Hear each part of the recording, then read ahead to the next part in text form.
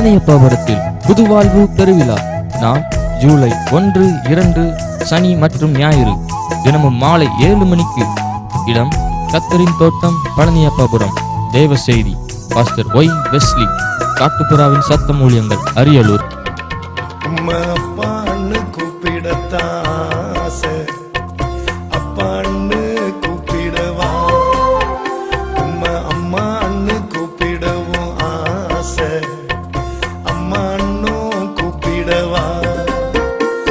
பாடல்கள் சகோதரர் D. Stephen ஜபராஜன் குழுவினர்.